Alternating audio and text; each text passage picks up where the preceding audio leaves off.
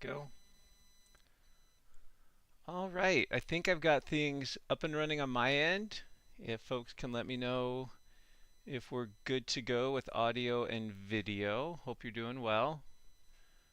Just check the live chat here and make sure things are running as they should be.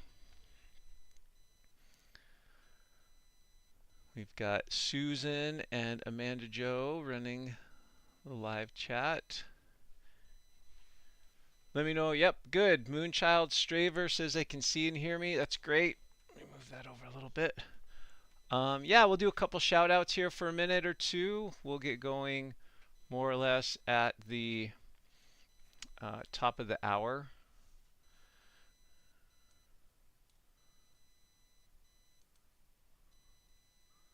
There we go. Okay. Yeah, hope everyone's doing well. Let's see. Patsy from Davison, Michigan. Fly-by-wire UK in London.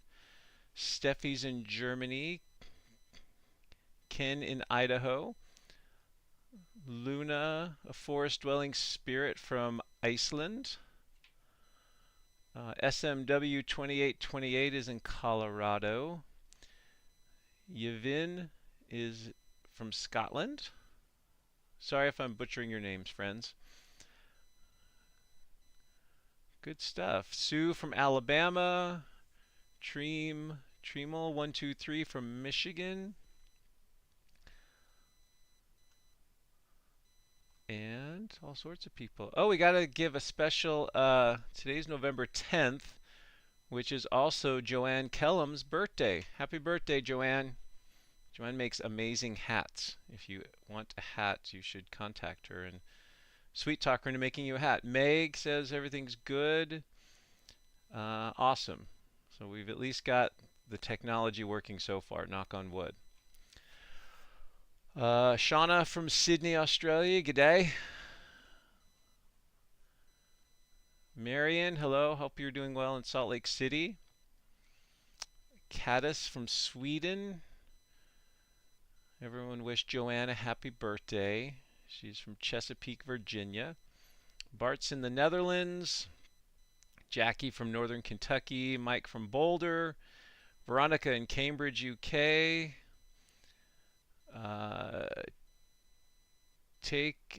Tekahal from San Diego. Some of you have cool little cool little monikers. I should have come up with a cool moniker. I know I've said that before. Love is the answer from Ontario, Canada. Love that little tag. Andrew from Manawa, Wisconsin. Draftsman from Florida. Richards in Vienna, Austria. Charlotte Rose in the Peak District. Rusty is 4 miles from the San Andreas Fault. Good stuff.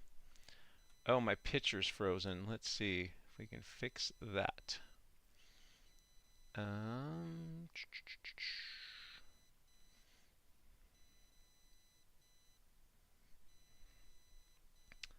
Let's see.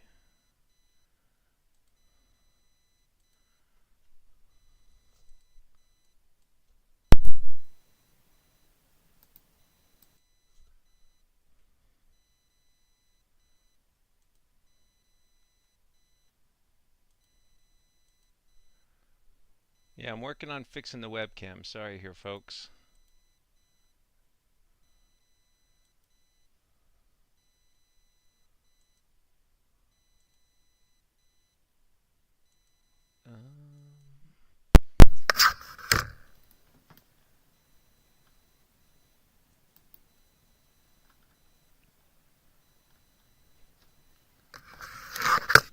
Let's see. That's weird. It's probably I've added Zoom. Okay. Give me just a second here, friends, trying to get the webcam back up and going. If not, it's probably not a deal breaker.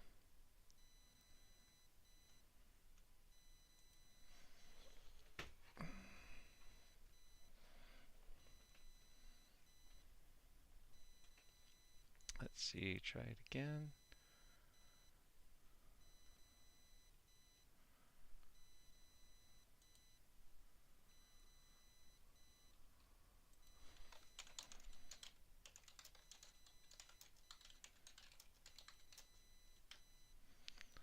Okay, let's see. But it sounds like you can still hear me okay. So that's good.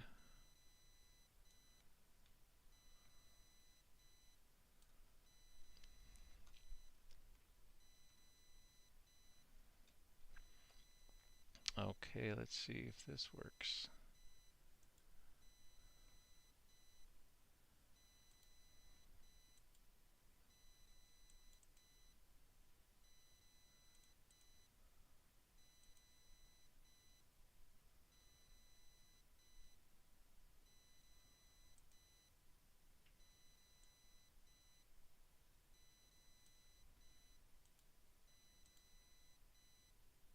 Hmm.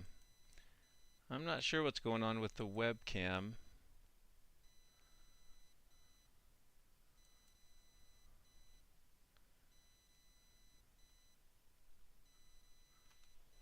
I might try.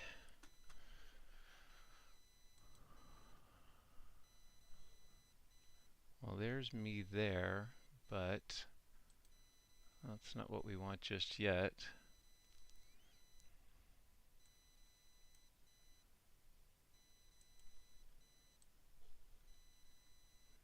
What if we just do that?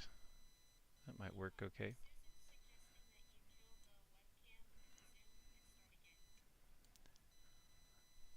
Start the whole broadcast over? Oh, okay. Okay. Did I pop back up? Wait, you can see me on the, oh, on the live stream? That's weird because it's not showing me.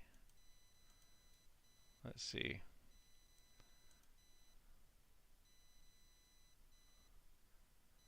Am I good now?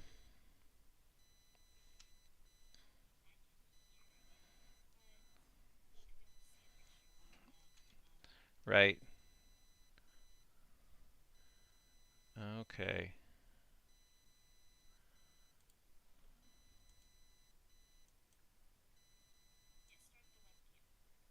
That's what I'm trying to do.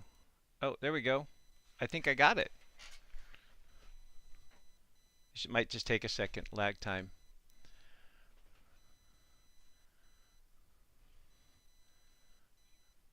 Am I back? I think I'm back. Let's see. It looks good on my end.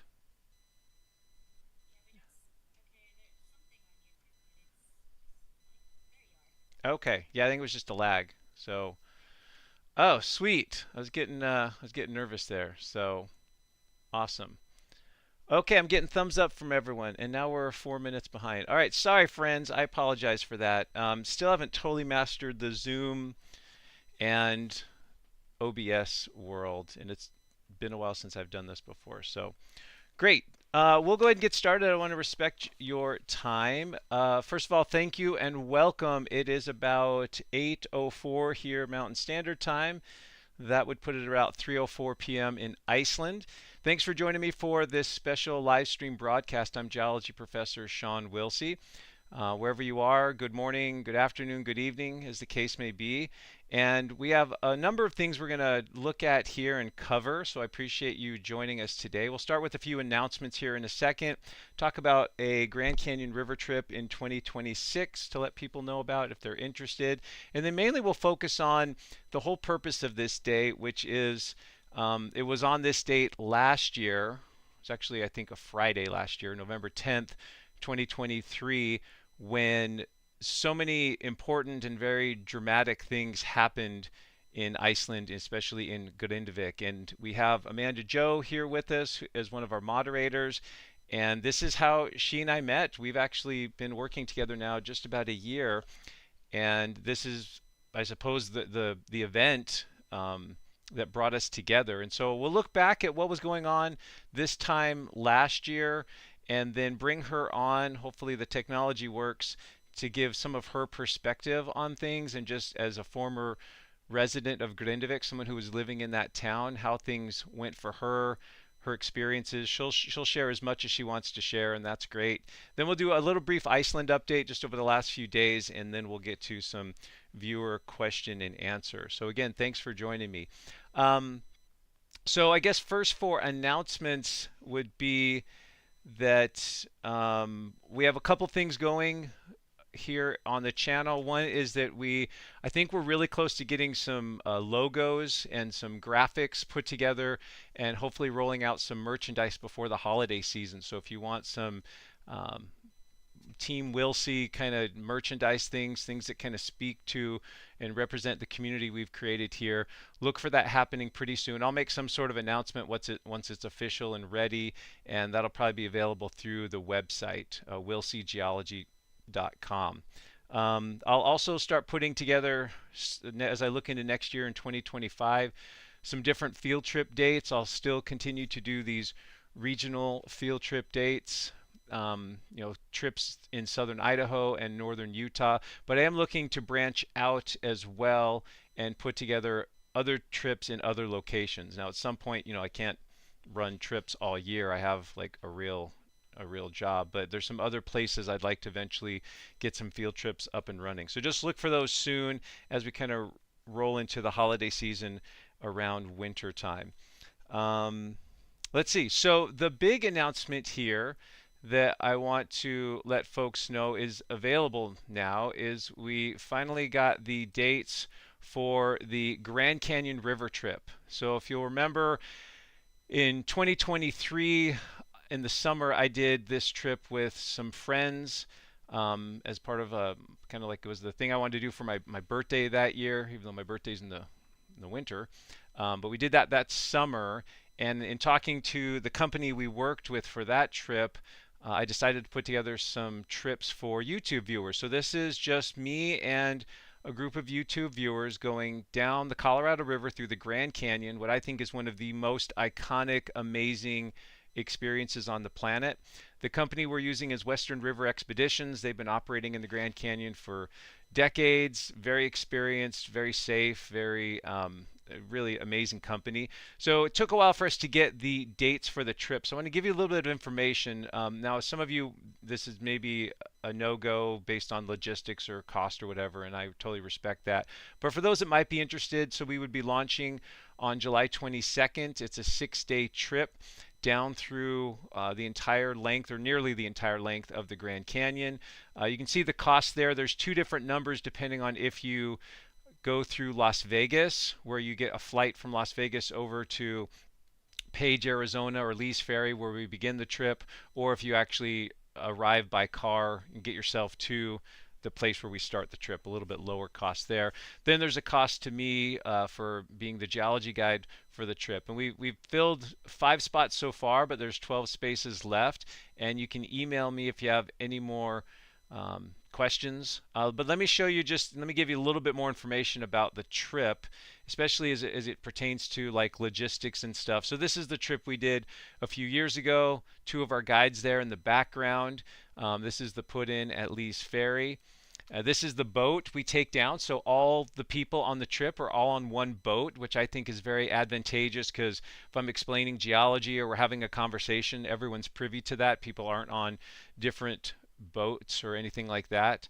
And so this is called a J-rig. This is a big kind of pontoon boat, very stable, very safe, and hidden in all the nooks and crannies of this boat are lots of coolers, cold drinks, lots of food, camping gear, chairs, tables, more stuff than you'd think would fit in their water, a toilet system of all things. So that's the kind of boat we take down the river. This is kind of what it looks like. There's options for seating. You can kind of sit up front here, lay out on the tubes. There's deck seating right here. And then what's not shown here is there's some that go around the sides as well. So you can kind of pick and choose where you sit. A lot of the Grand Canyon is fairly flat.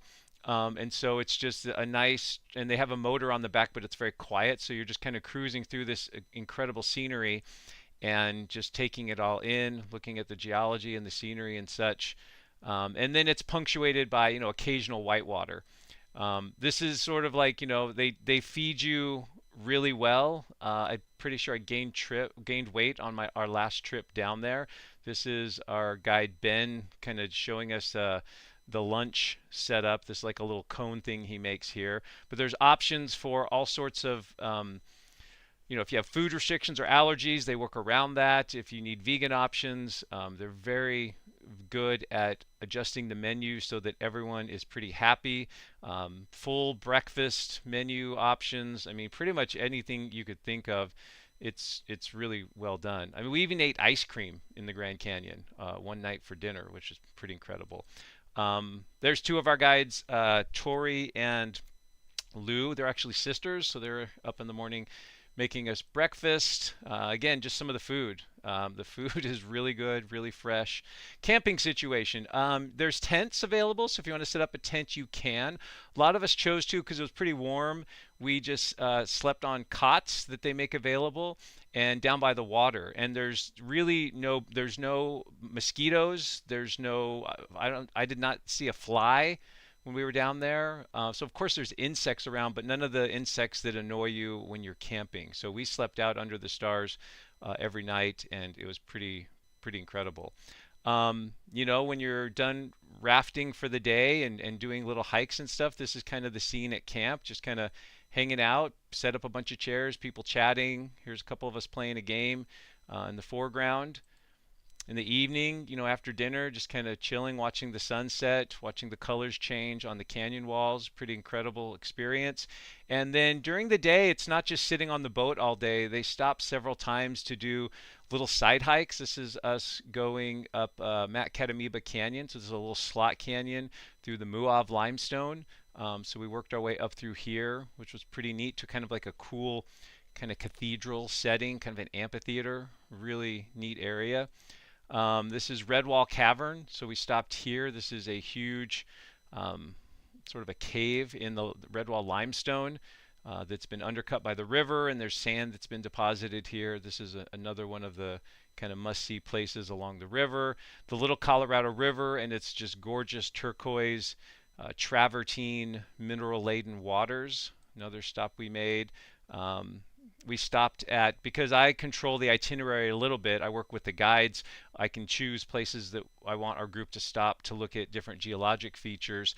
And so this is the Great Unconformity. So I'm explaining the deposition of this sandstone here where my hand is, which sits right over this 1.8 billion year old metamorphic rock, this schist. So this is a huge unconformity between these two rocks here. So in addition to just seeing all the scenery and stuff, I'm there to explain the geology, point out specific things that folks might miss otherwise.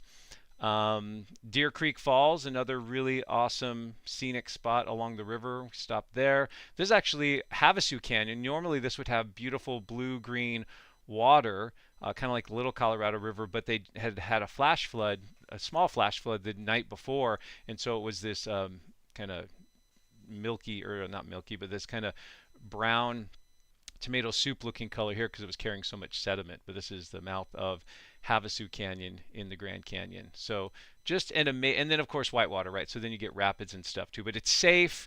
I don't know. I'm obviously promoting it because I think it's a great experience. So I really think it's a once in a lifetime type thing. For that kind of price, you could go to a lot of places on Earth, but there's really only one way to see the Grand Canyon well, I think, and that's from the bottom. And to get to the bottom, you've either got to put on a backpack and do a pretty arduous hiking trip down there, or there's this option, which is a little bit more comfy. You can have your cold beverages in the evening. You're fed really well. It's very safe.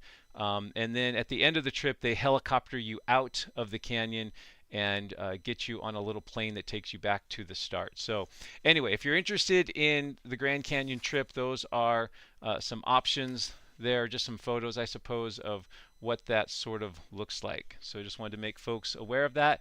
And if you have questions about that, they can let me know. But it's 12 spots available, more or less first come, first serve.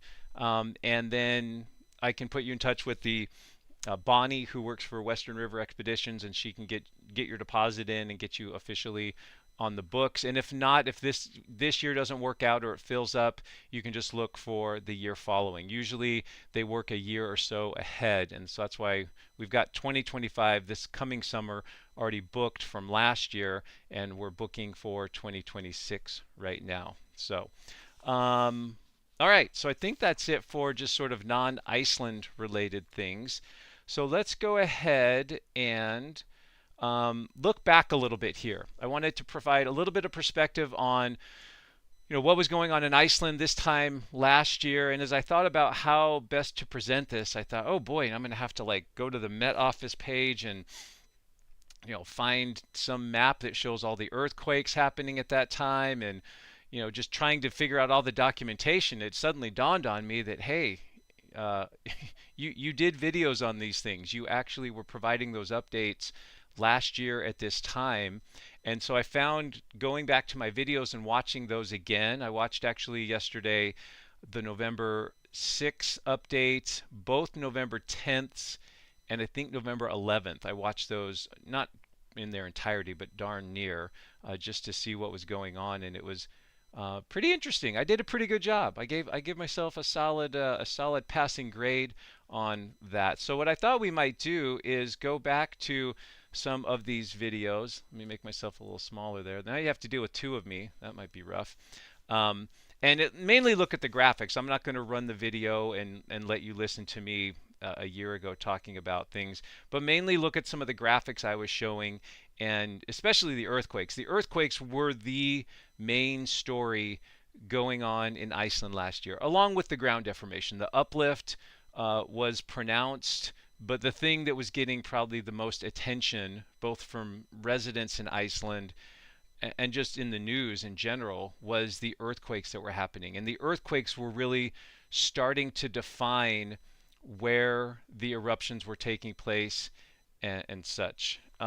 Now, before, I guess I didn't pull this video up here, but before the November 10th eruption event, all the uplift was happening here. In fact, most of the earthquakes were over in this region as well. So west of the main road, north-south out of Grindavik, and right around the Blue Lagoon, the earthquakes began right in this region here. And so I, probably along with a lot of other folks, assumed that if we were to get an eruption, this is where it was going to take place. And of course, this was of great concern because the power plant's there, the Blue Lagoon's there, and so this was quite worrisome. But as we got from November 6th, 7th, 8th, as we got closer to November 10th, and even I think the day before on the 9th, the earthquakes started to change in terms of their location, and we started seeing earthquakes on the other side of the road over here. And I even started speculating a little bit. Oh, now we have an ad that pops up in my video.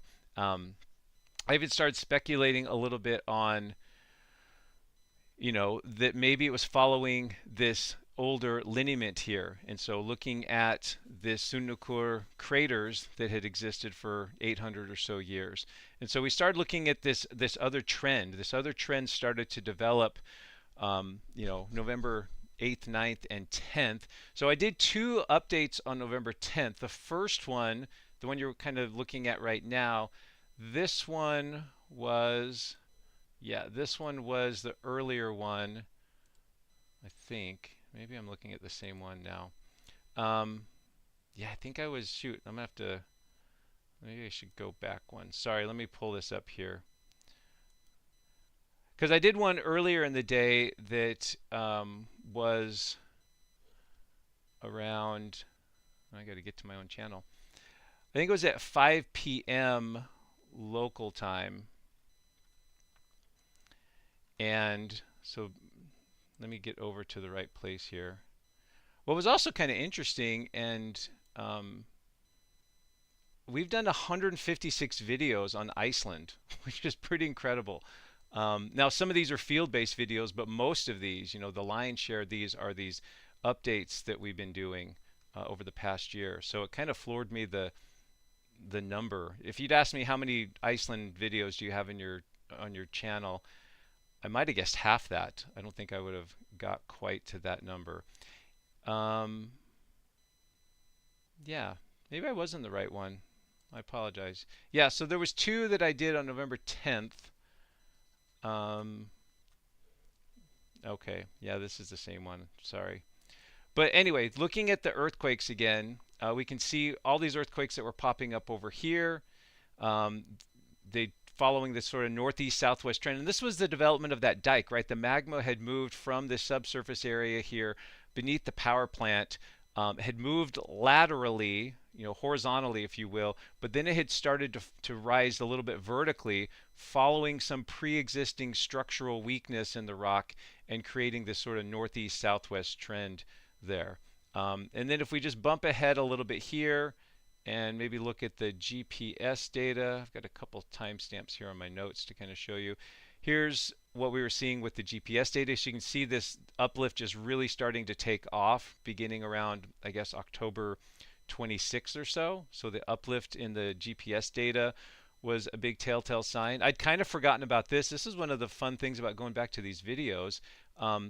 There was even damage to a roadway. So this main road north-south out of Grindavik actually had some cracks in it from the earthquake. So there was some minor damage, not obviously serious at this point, damage to the road. This is early November 10th. This is before the town got evacuated. They did on that date close the Blue Lagoon.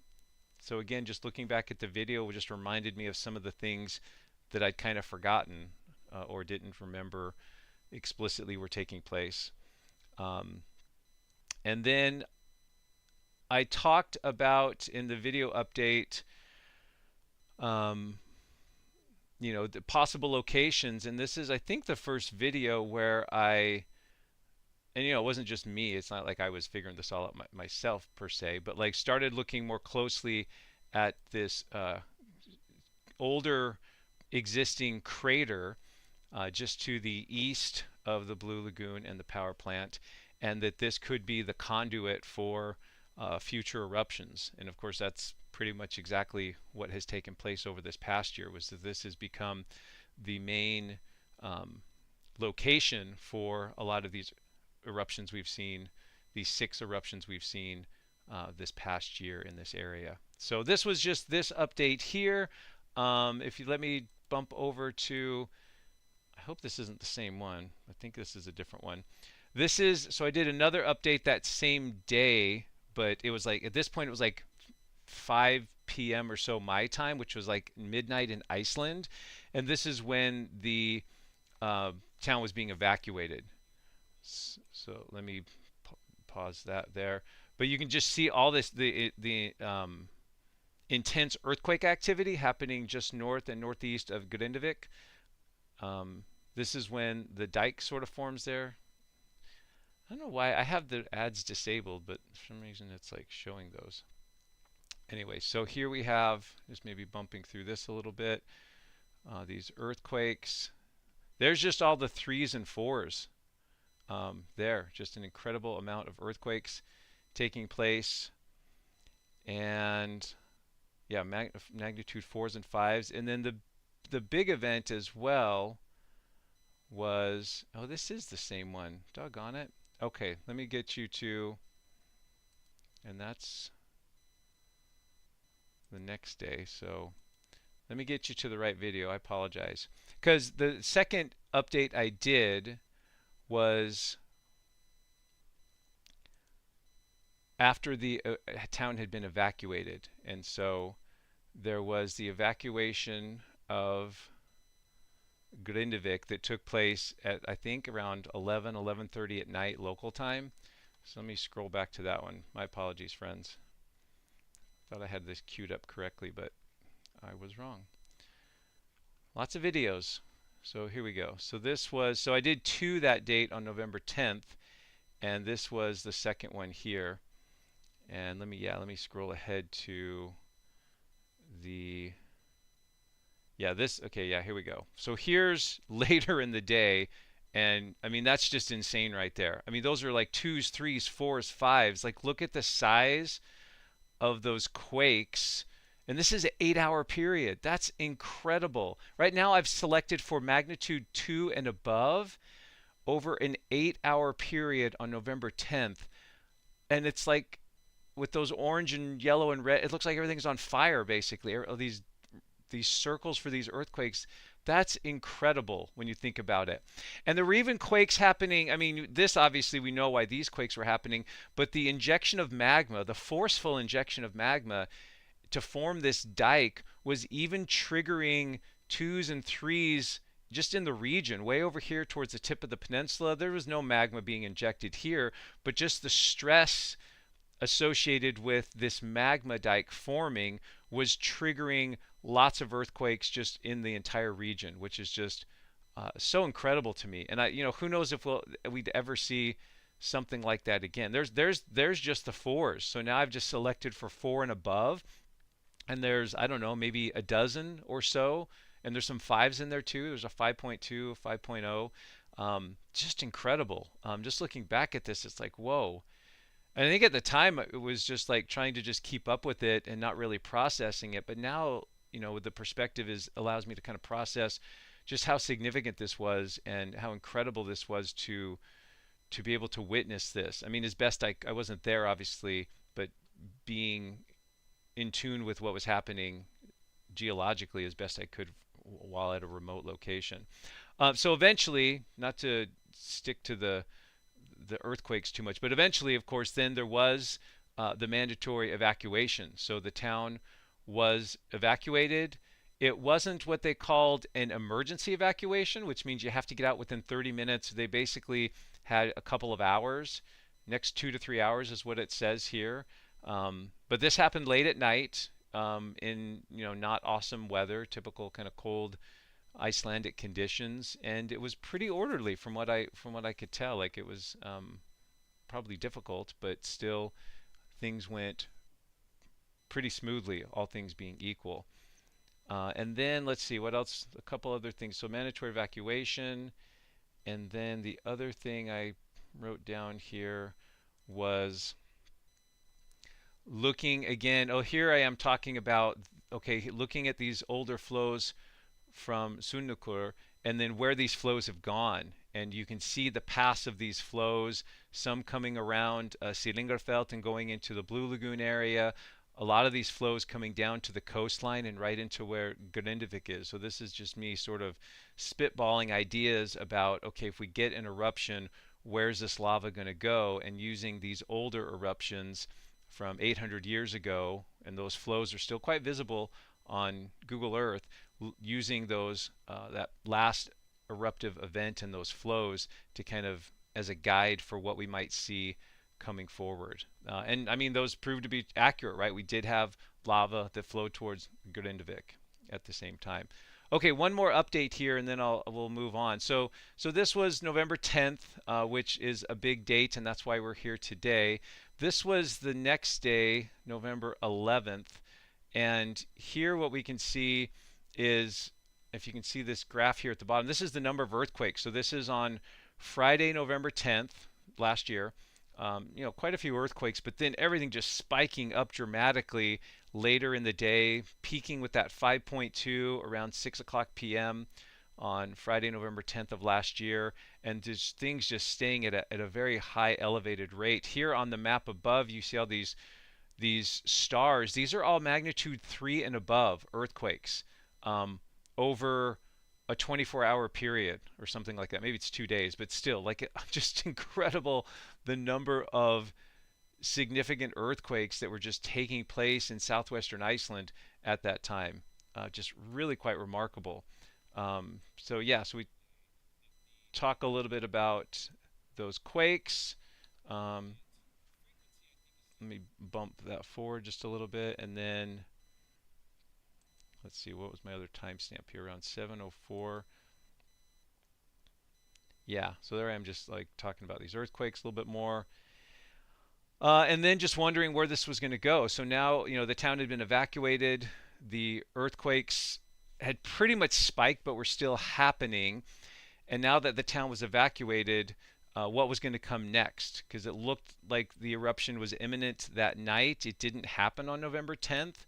And so when was the eruption going to take place? And now that people were evacuated, the clock's ticking. You can't, if evacuation's taken place, you'd like ideally for the eruption maybe to take place pretty soon thereafter, so you can then get into recovery mode pretty quickly. So I'm talking about the dike, and I think somewhere in here, I don't have photos of it, but around the 14-minute mark is when I'd gotten information that they were building around the power plant. They were building these berms. So this is about when they started building the berms, these protective structures in the area, and the main focus initially was the power plant area, and then those eventually spread down to Grindavik itself. So anyway, so I don't know if that's hopefully maybe too comprehensive, maybe not enough, but just a quick look back, at least the way I saw it, right, through my eyes, and this is how a lot of us came together. This is where the channel really grew. A lot of you came into this community through this event, and it's still just incredible to me to look at it even a year later. It really plays out like a Hollywood script, and I know I've mentioned that before. It's a slow motion disaster movie, and it's still, I mean, you could argue that movie has technically not ended, because we still have unrest. We have a town that's just barely opened back up within the last few weeks, and so I think we're just still, a few scenes into this saga, and this could continue for quite some time. So okay, so that was kind of a look back, at least through the channel there. And what I'd like to do next is, I have one more little video clip to show you. I can find that from Amanda Jo, and we're going to bring her on here in a second. She sent me, and she didn't send this to me last year. So she and I actually, she came across my radar as someone from Grindavik a few days after November 10th. I think she said it was like the 12th or something. She, I think, chimed in on the live chat or emailed me or something. Maybe it was on one of the Facebook groups, and told me she was from Grindavik and started helping me out with some of the information, and that proved to be really valuable. So this is actually a phone video that she shot. I don't know if the sound will come across. I'll try and see if we can get the sound here. But this actually is one of the earthquakes that rattled her home on November 10th. So we can, looking straight up at kind of the light fixture here.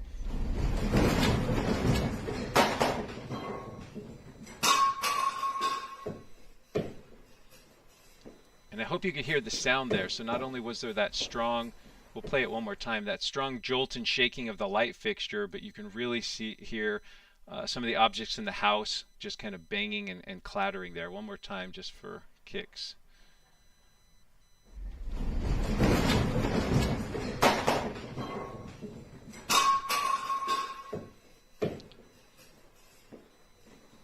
So fairly short earthquake, maybe only, 5 to 7 seconds or something like that, but pretty strong. I mean, that's significant shaking. That definitely gets your attention.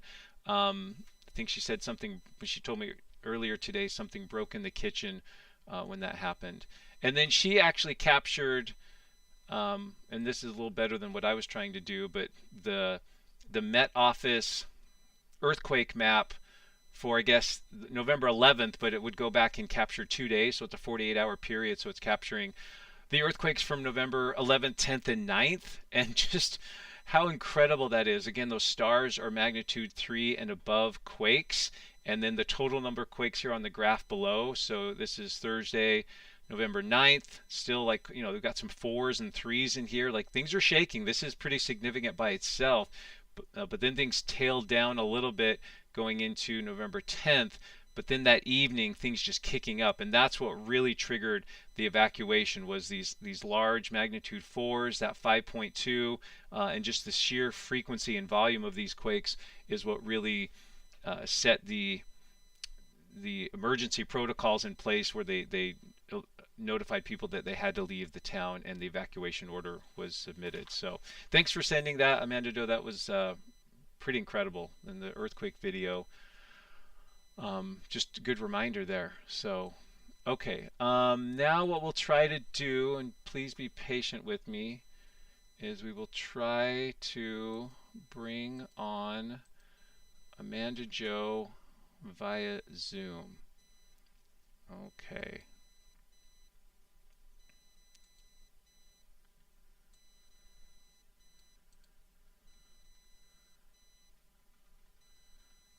right, so I've got her up on the screen. You're muted right now, Amanda Jo. Let's see if we can get your audio working there. I know mine's not showing.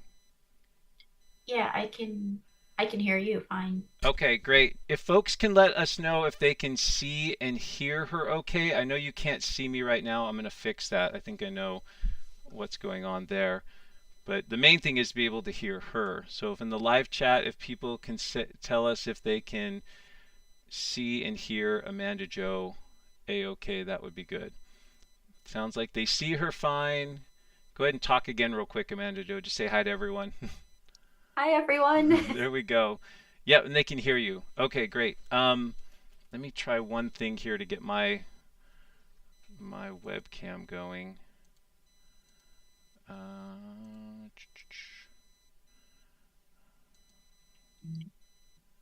We can still see you down in the bottom corner of the YouTube, oh, so I think that's in that's fact, let's just do that. Watch. There we go. That works just as well. So, okay.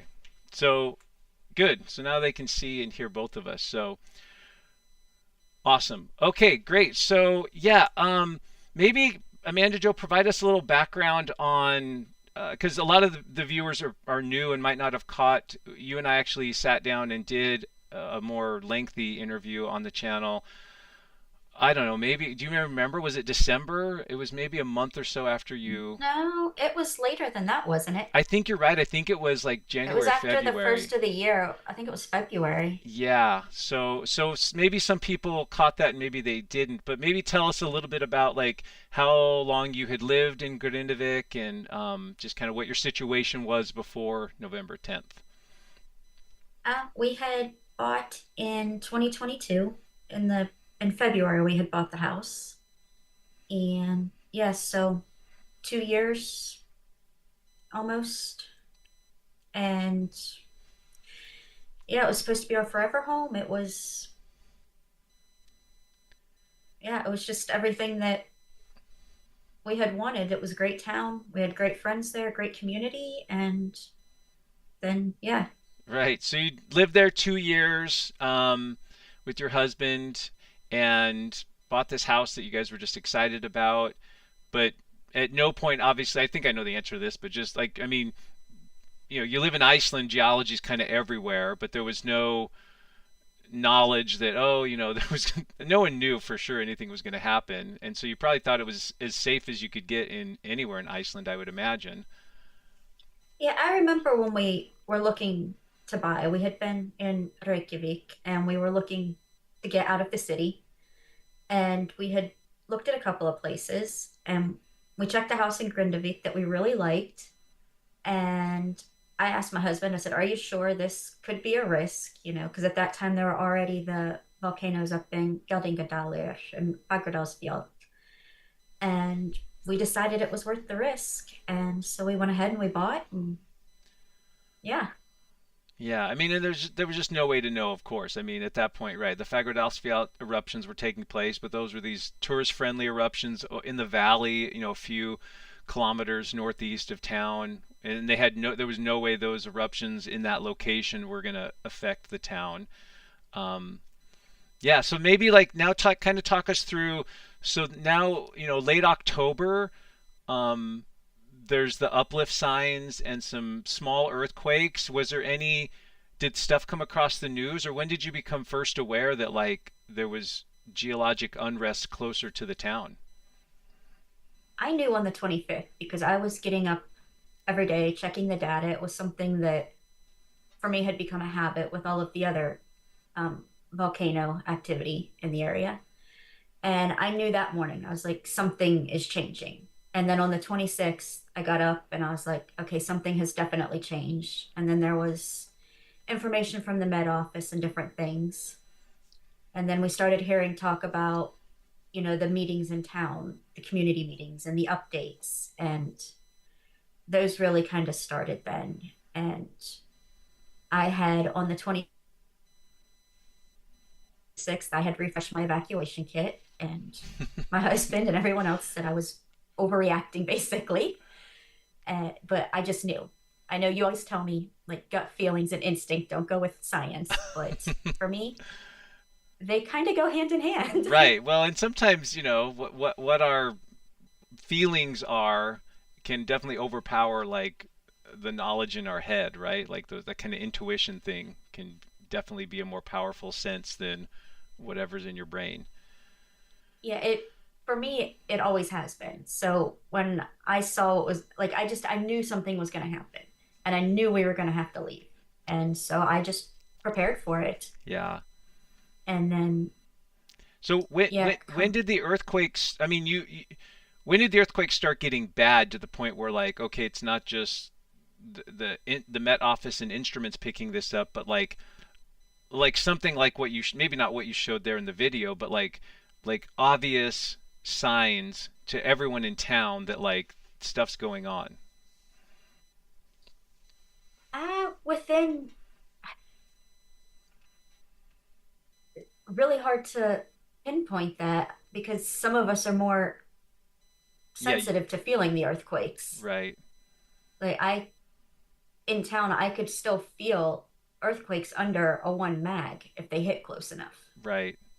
But when did you And start hearing maybe like friends like oh yeah, that they started feeling the earthquakes and everyone in town's kind of living the same experience? Was that maybe like early November or so or very end of October, early November, I remember, I think it was October 30th, we took and went with the dogs and some friends up to Elfur and we're looking around there.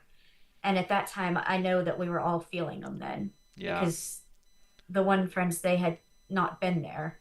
And I remember saying, well, if you want to see it, now would probably be the time.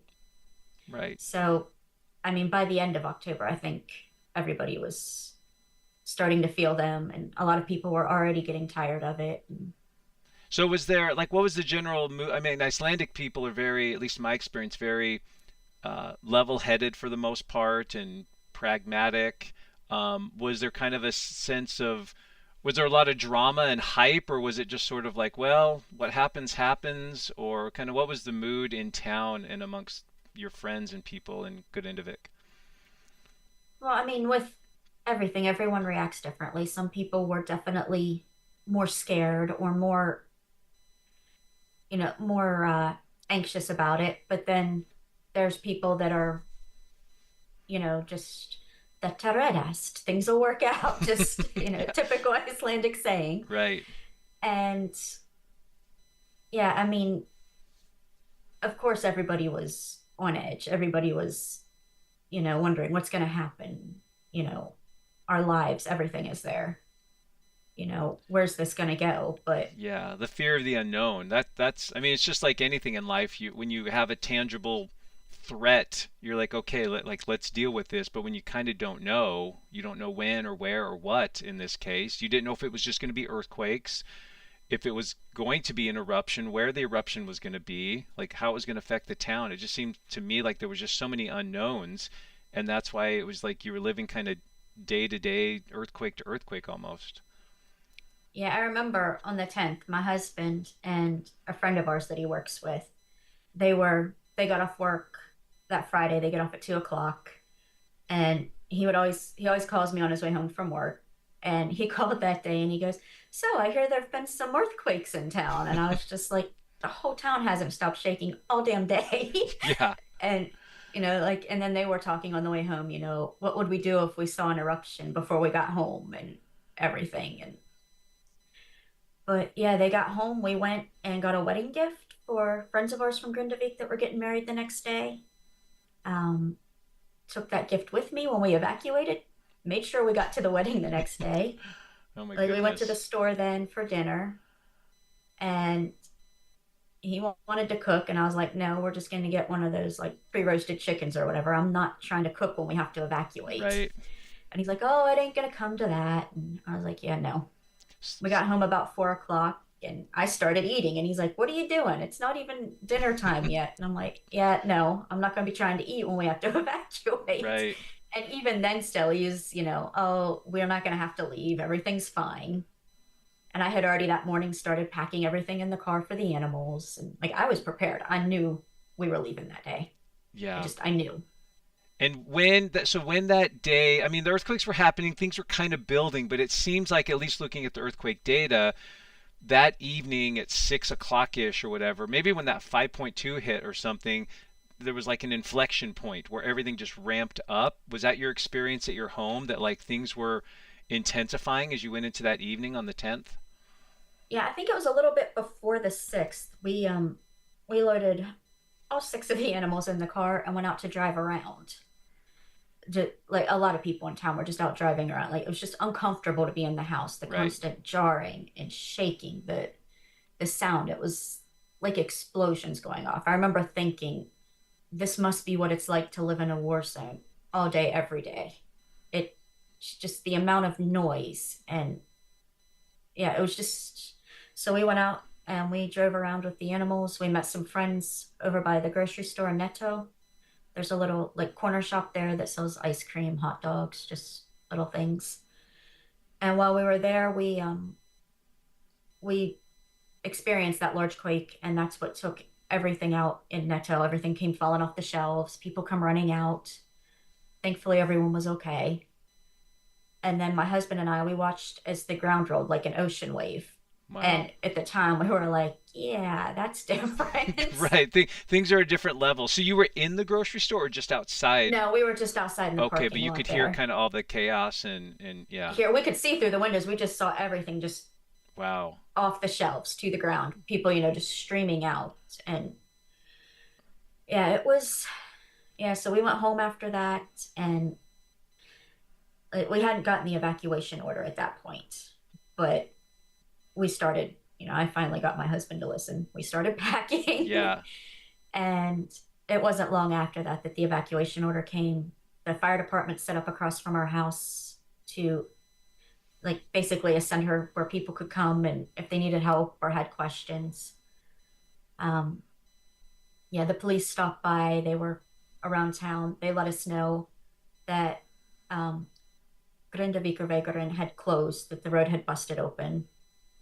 Which way were we going whenever we left? Like, where were we headed to? Told us to take Krishevik to get to Hafnarfjörður.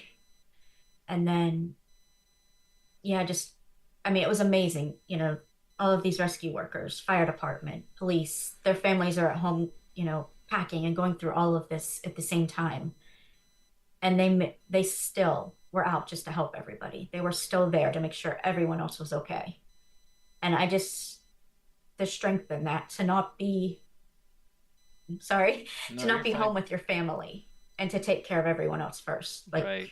Putting their, well, it was like their town family that they the sense of community I think was strong enough there that everyone was just helpful and helping each other.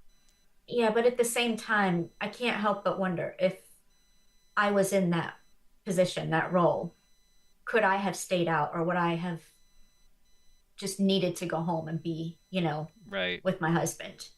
Like for them to just make that decision and stick with it. The amount of strength in that, Yeah, just the I find it selflessness. amazing. Yeah, no, and I mean, it sounds like the evacuation, and it certainly looked that way again from a large distance away. It looked as smooth and like effective and organized as any evacuation could be. I mean, just my and it's to happen at late at night in the dark, in the cold, people driving. I mean, I know what those roads are like at night. Like you can't see anything. Like, and for everyone to No, for and Krishuvik, it had ice on it. yeah, exactly. So you've got so for 3,000, 4,000 people ish, to do all that in one night is just really remarkable. And did everyone just go to family and friends' houses, do you think, or were people like there weren't shelters set up just yet for them to evacuate to? They just said you have to leave, but they didn't really have The places for them to shelters go. popped up pretty quickly from what I remember. Yeah, but maybe Not a not the lot of first night. people, Yeah, not a lot of people really went to the shelters. I know some had to, but like a high percentage didn't. right. Most people went to friends and family. That first night, my husband and I went to the workshop that he works at. They have a large area upstairs that has like a sitting room and, just a place for the employees. We went there that night. And yeah, it was just get your stuff and get out. Right. And for us, when we left, we lived just, it was the church, our neighbor, and then our house where the crack had opened up at the church. And we had driven across where that crack had opened up to put air in the the camper tire. And then we realized we had forgotten to lock a door. We were like, yeah, for insurance, should probably just stop and lock it. So we came back across that same stretch of road to stop at the house and lock that door. And I think I had made it then to the Fagradalsfjall uh, P1 parking area for the Yeah, trails up just into a the old few volcanoes. kilometers east of town. Yeah. Yeah, I mean, just a few minutes out of town. And, I got this call that the road had busted open there at our house. And it didn't really strike me until we got to Hafnarfjörður just how fortunate we were that we hadn't taken any more time.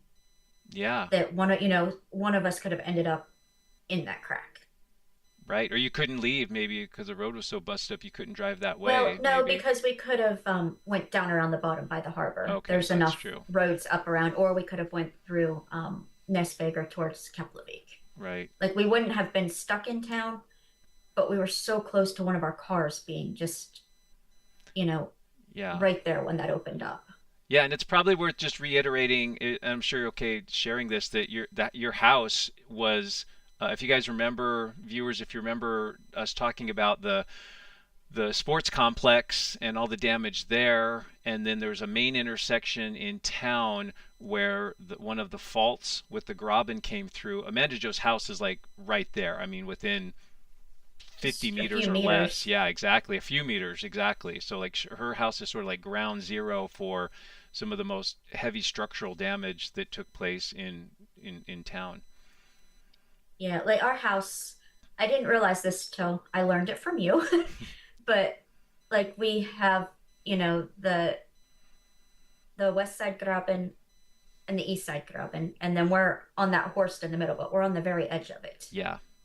So Yeah. that's quite scary because we don't know how how wide that cave is underneath. We don't know how much opened up underneath that horst. So our house could just be sitting on top of, that hole.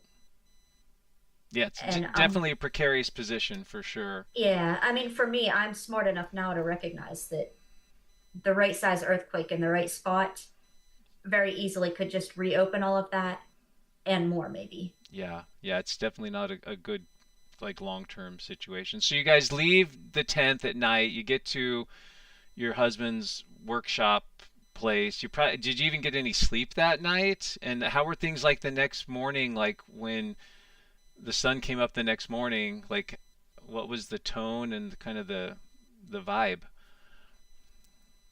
We I wouldn't say we really slept that night. Right. I mean, we had six animals Yeah. that we were taking care of. And, like in the workshop, different noises and stuff that would come through.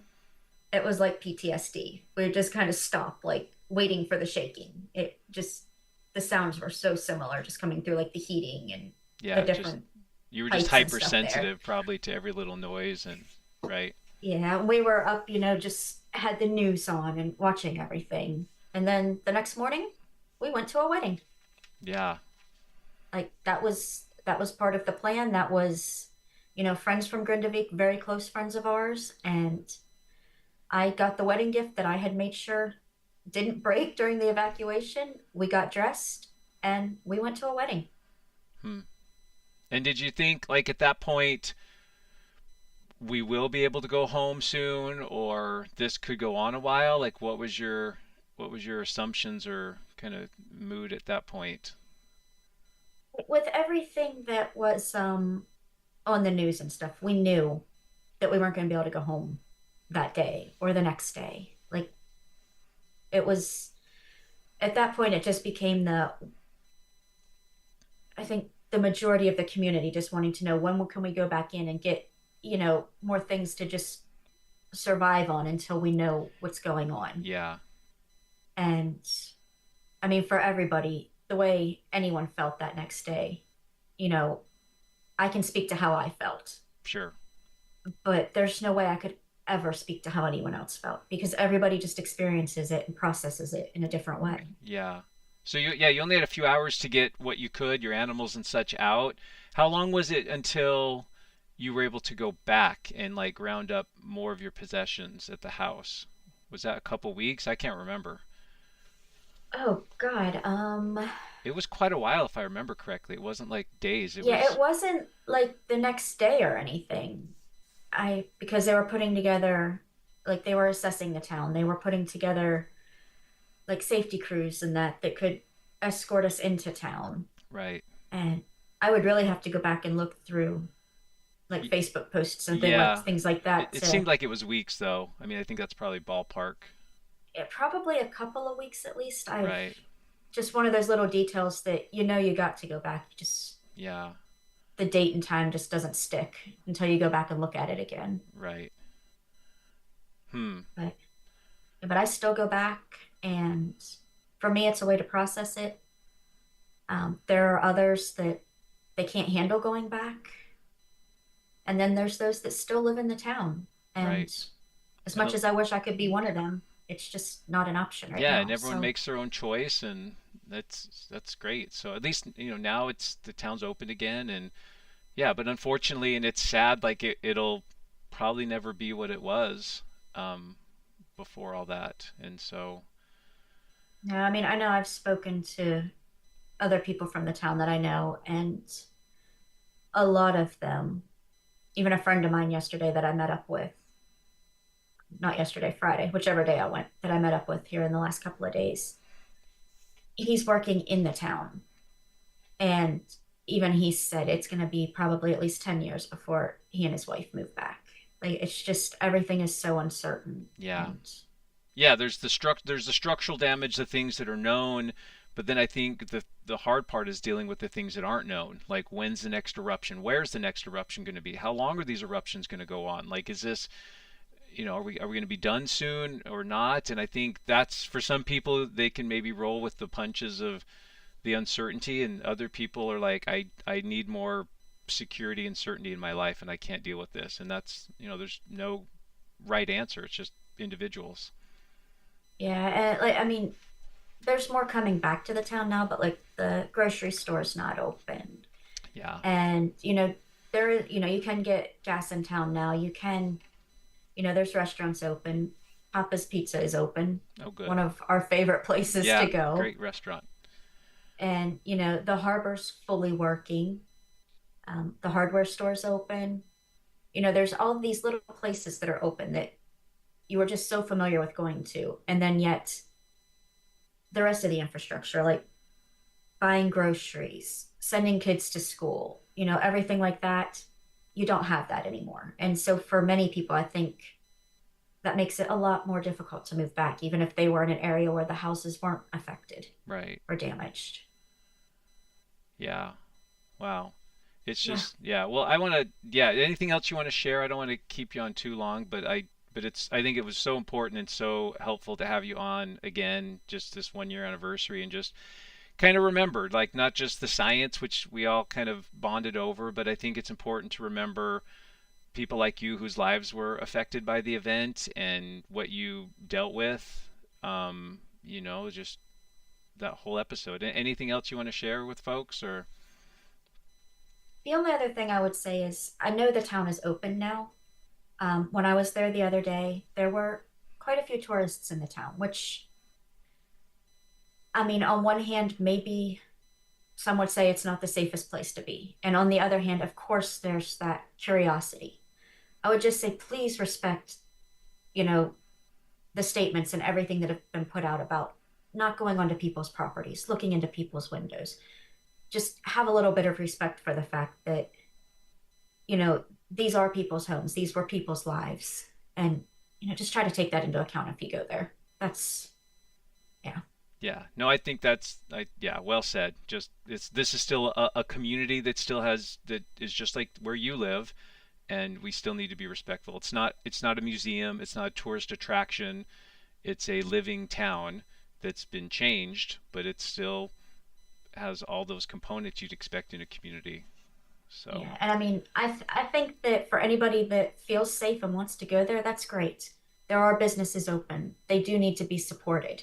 They should be supported, but just have respect when you do it. Yeah, stay on the sidewalks. Don't. Yeah, they're still private property, and yeah, exactly. So yeah. Well, thanks so much, Amanda Joe. I know the viewers probably loved hearing from you and seeing you kind of recount this a little bit. I know it was kind of emotional for you, so I thank you so much for doing it because I know this wasn't easy for you to kind of go back into that headspace. You know that you've that you know it's probably you probably do it anyway a little bit each day or all the time, but like I appreciate you doing that for us and just sharing with us because none of us were there and we didn't have to deal with that, and none of us will probably have to deal with anything like that. So just thanks for showing your strength and resilience. I think it's really impressive. My pleasure. Okay. Anything to help you out. Yeah, I know. Only for me, right? Thanks. I mean, hell, I went back the other day just to get you videos and photos. I know, So, which I need to show right now. You reminded me. I'm like, oh, I got to show the pictures. So, yeah. So if you're okay, Amanda Joe, we'll let you go, and yeah, then absolutely. okay. Thanks so much, Amanda Joe. And she's just moving from video friends, and she'll be on the live chat if you wanna communicate with her, or whatever. So, all right. Thank you. Absolutely. Thanks, Sean. Yep. Okay. So let me drag myself back over here. Yeah. So as we talked about there, and again, thanks to Amanda Joe for all the stuff she shared there. But what I wanted to show with you, she did go back into Grindavik on Friday and sent me some photos she's taken. And she, I'm sure on the live chat there, can narrate these. Most of these I kind of know where it is, but she would, of course, have better details and more details there. So if I screw anything up, I'm sure she'll chime in much more so. Um, Okay, so this is, as she mentioned, there's still quite a bit of damage in Grindavik, and there are areas where it's fenced off. They want to keep people out until the areas are repaired. And I don't know if they're waiting.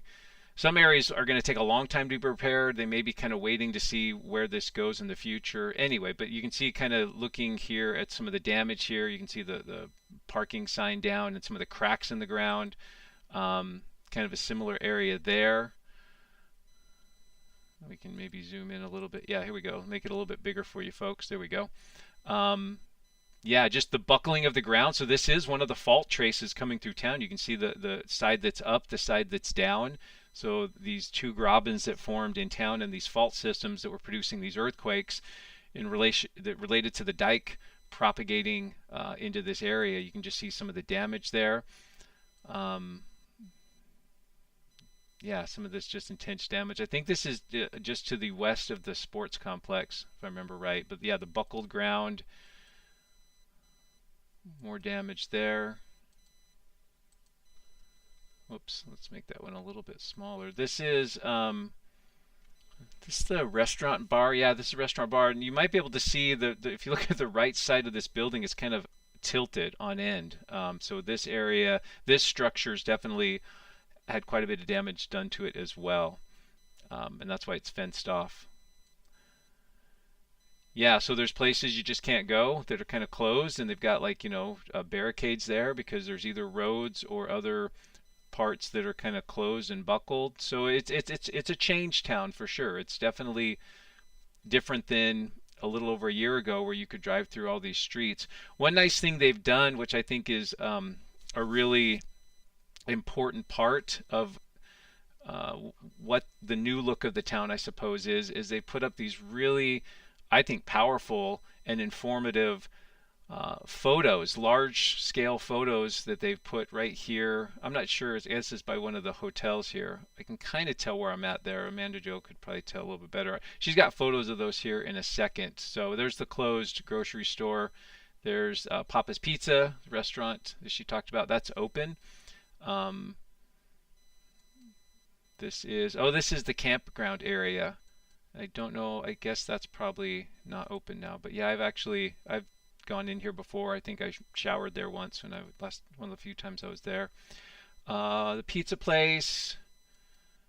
Yeah. So here's what I was trying to get to. So they've put up these very informative informational signs with these great photos and information for tourists and visitors to kind of like take them through what has happened here over the last year. So they've got these photos of emergency personnel.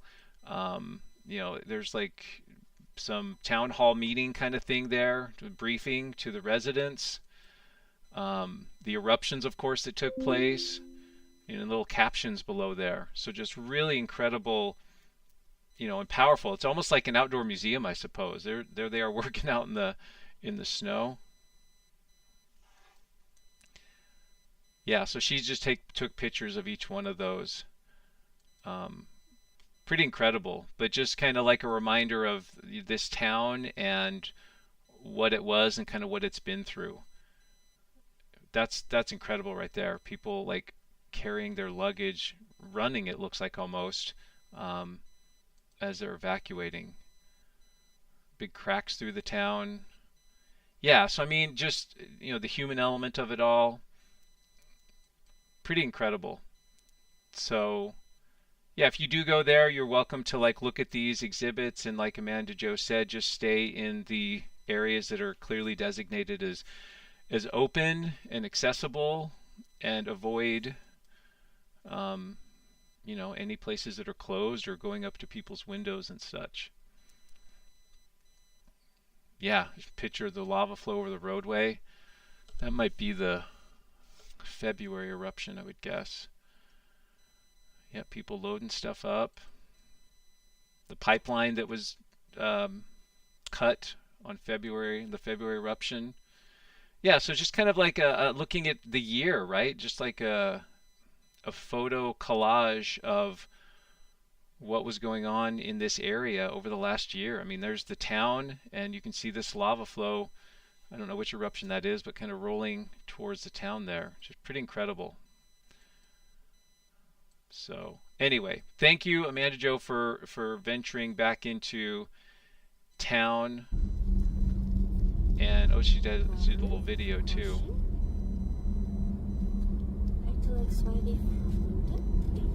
I hadn't seen the video yet. So this is coming in from the east, I think.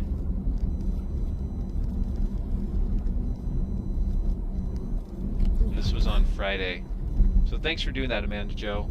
Maybe not easy, but hopefully somewhat therapeutic. Hopefully it's helpful on some level. I might skip ahead a little bit, 3-minute video. Yeah, so you can see some of the fencing up. There's one of the berms. I think that's one of the berms on the side there.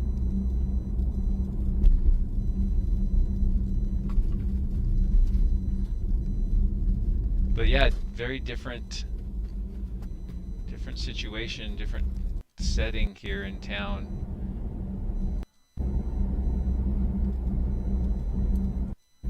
Emergency way.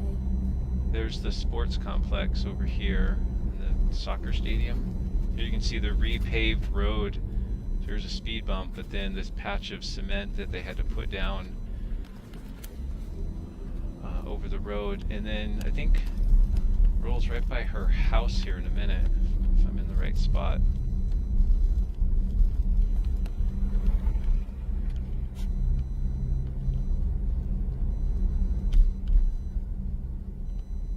Yeah, and there's her house.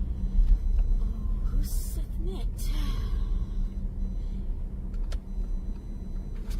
Jag gör kort. Right here. I'm coming home. Yow.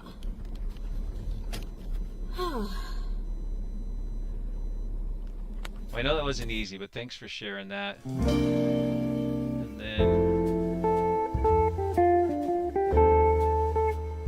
revisiting it with her little dog, Yoko.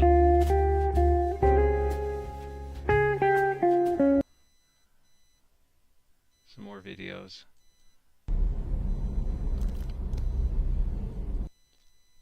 There's your dog.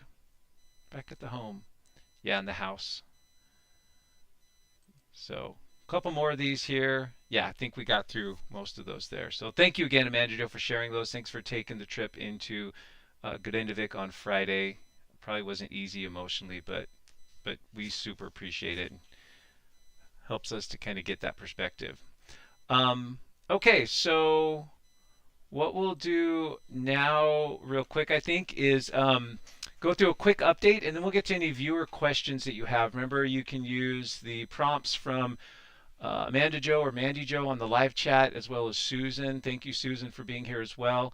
And we can aggregate those questions. If they're questions for Amanda Joe, I suppose you could just type it on the chat and she can respond there. Um, and otherwise, if it's for me, hopefully it's mostly Iceland related, but we might be okay. I don't have any time commitments today, so we can, if there's other questions, I'm probably okay handling those as well. But I think it'd be good to stick with the Iceland stuff for now. But here's our quick update. There is a new Met Office update that came out 2 days ago on the 8th. Not a whole lot to report here. Basically, the uplift continues. There's not a lot of earthquake activity that's been going on, so low seismic activity. It also has been kind of windy, so that might has been affecting the ability of the seismometers to capture all those earthquakes. And right now we're at about 80% in terms of the magma that has accumulated under Svartsengi.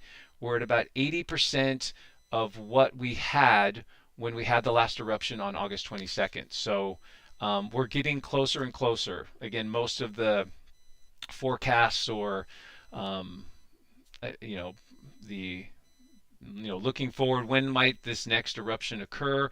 Probably looking into December would be what I think most folks would go with, and possibly into January. But we are getting much closer. So 80% of the magma of the last eruption has now accumulated under Svartsengi. And apparently the Met Office has webcams. The number of webcams has been increased to better monitor eruptions and lava flows. To my knowledge, I don't know. I have found a few of their webcams links, but they're not for this area. They're for other areas. So if someone knows where the Met Office webcams are, I mean, in terms of the feeds, if those are available to the public, I'd be interested in knowing just where those links are, so we could look at those. Of course, we have lots of other news organizations and webcams, and I'll get to that here in a second as well. But yeah, basically, there was a couple small earthquakes. We'll show those in a second. We talked about the 80% thing. Here's our graph. So here's where we are. You can see we're not quite to the same amount of uplift we saw with the last eruption, and we're probably going to have to exceed that. That's sort of been the trend with each one of these eruptions. So pretty limited Met Office update. Again, earthquakes in the area, not much going on. We've got a cluster of maybe 5 or 6 here, just east of Sidingarfeld. Looks like the biggest one in that series is 1.42. Yeah, there's 5 earthquakes there, so none of which are particularly large. But the system is, pressurizing. We expect these earthquakes to increase in frequency and possibly size moving forward. But we'd have to get the system pretty primed. Remember this site here, which has been one of our favorite sites for monitoring earthquakes. It's apparently going away soon. It's run by the same folks, same good folks who run Live from Iceland. But hopefully there's another organization or entity that's going to pick up where these left off. Again, looking at the Met Office earthquakes, just not much happening on the Reykjanes Peninsula at all over the last 2 days, and possibly, again, that's possibly due to the weather. Just another view over the last week. So we did have a bit of a cluster there about 5 or 6 days ago, and then a few quakes since then. But everything's plotting up pretty closely to the trend along the existing and the fissures that have been erupting in the past. So nothing that shows us that this next eruption, is likely to go anywhere else, at least so far. And then GPS data, probably more of the same. I haven't even looked at this yet, but probably a very similar trend to what we've been seeing. Yeah, sure enough, just the steady uplift continues. You could kind of interpret these a myriad of ways, maybe flattening a little bit here, but I think, when you look in aggregate, that's a pretty steady slope from start to finish, although there's little perturbations up and down with some of these data points here. And then there was this great article that Amanda Joe sent me. Thank you. And I'll make sure we put this after the broadcast. I'll get this in the video description. So if you want to check this out, you can.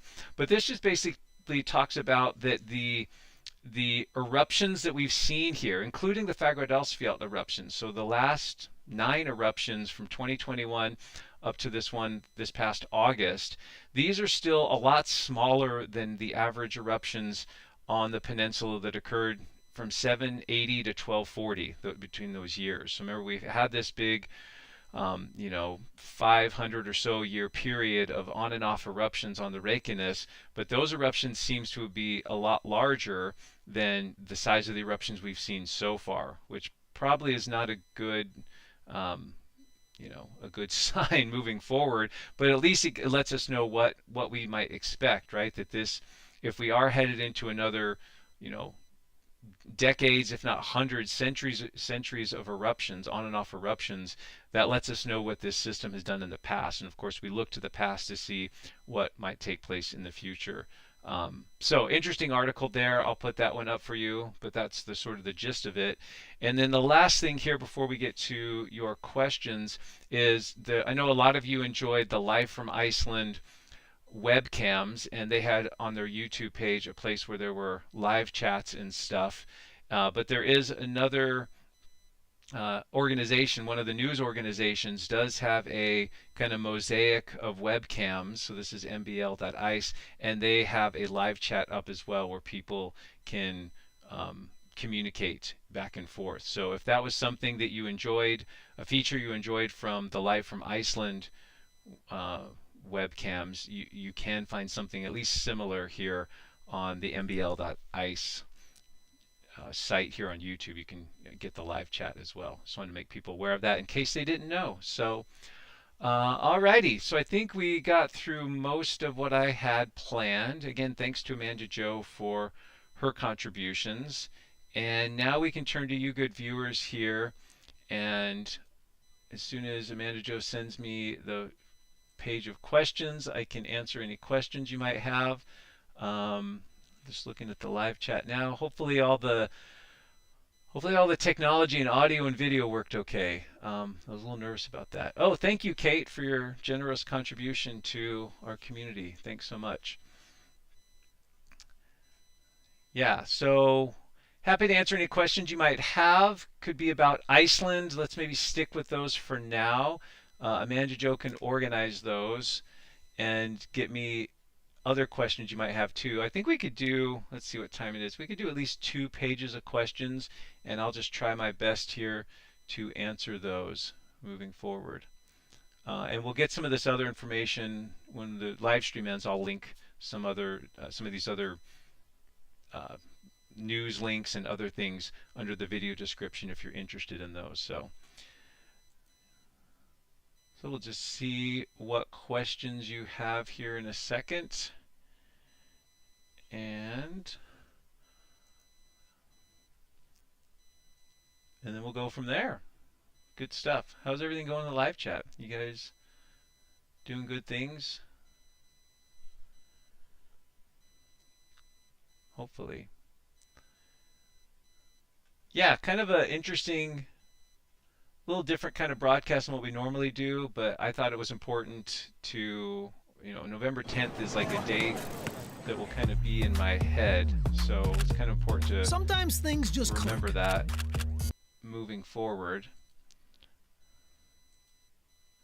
Okay, here we go. Question sheet number 1. Thank you, Amanda Jo. Let's see. Questions from our awesome viewers. Okay, from Wessex Dragon, can they use the sound to track magma movement underground? I don't believe so. I'm not a geophysicist or an expert. The sound associated with earthquakes a lot of times depends on the building you're in, so it's not something that's consistent from place to place. If you're outside during an earthquake, you may not hear anything. It depends on it's very situational. But to my knowledge, there's not sound. Now that I'm thinking about it, though, there is acoustic monitoring, so maybe they are starting to use sound a little bit. This would be a good question. I'm hoping to get Mike Poland back on. In fact, he's agreed to come back on and do another interview with me. And so this would be a good question for Mike. So maybe you can I'll try to remember that. But if I do a live stream with Mike, maybe you can ask him there. So I'm not quite sure. I think there is some research now. I'm thinking about it more with sound and earthquakes. I don't know about sound and magma movement though. So I think part of your question is valid and relates to earthquake and understanding earthquakes, but I'm not sure about using sound with magma. That's just my 2 cents on that. Good question though. That will be a good one for Mike Poland. So maybe I'll try to keep this sheet that she sent me and I'll ask him that. From Subi9267, does it look like there will be fissure eruptions in the near future? Yeah, undoubtedly. Undoubtedly, we are looking in this area at more of what we've seen over the past few I guess the last year or so, with these, fissures that open up, sometimes quite long, several kilometers. Initially, a very powerful eruption, erupting large volumes of lava, and then as they dwindle down, they sort of focus into one or a few locations along that fissure. So the next eruptions we expect in this area should also be fissure eruptions. From Wolfgang Grieb, our RUV reports today on a study that states that 2 to 3 times the amount of magma is now being formed in Iceland because the glaciers are melting. Is this possible, and what may be the reason? I think, I don't want to dispute the report or what you stated there, but I think the correction there, the way I understand it, which could be flawed, is that it's not that there's more magma because the glaciers are melting, but that our frequency of eruptions has increased. So the idea here is that when you have, remember, it wasn't that long ago, geologically, when most, if not all, of Iceland was covered in a big ice cap. So the whole country, except for maybe a few high peaks and stuff, but basically this whole country was covered in ice, even as recently as 15, 20,000 years ago, something like that. And the idea is that when you have ice sitting on top of volcanoes, that adds more weight and more pressure, and to some degree inhibits the frequency of eruption. And then when you can remove some of that pressure, and there's multiple ways that volcanoes remove pressure. If you think about Mount St. Helens in 1980, it was this big stratovolcano, cone-shaped. It had developed a bulge on the north side because magma was kind of intruding and trying to get out on the north side. But then right before the eruption, what happened was a large landslide. So a big section of the mountain literally slid away, and that allowed pressure to be removed from that underlying magma chamber, and that's what triggered the eruption at that specific time. There was probably going to be an eruption at some point anyway, but that eruption happened on May 18th because there was a large landslide that removed pressure on that underlying magma chamber. Remember, the thing that really triggers these eruptions are the gases in the magma. The gases provide the buoyancy and the pressure for that magma to want to move upwards. And so the idea in Iceland is if you have a large section of anywhere on the planet, but in Iceland, if it's covered in ice, maybe a kilometer or 2 kilometers thick, that exerts a lot of pressure downward on the volcanoes, and it's much more difficult for those volcanoes to erupt. But then if you move into a period of warming, as we have seen in the last 15 or so thousand years, and the ice gets removed and is melted, and you take that pressure off the surface, off the crust, then that allows these volcanoes to erupt a little bit easier. And so hopefully that's what I know, and that's what there's been some research that shows, looking at volcanic eruption frequency in Iceland, that's what's really taken place over since the end of the last ice age. So it's really not more magma. It's just we're getting more eruptions because of the removal of ice.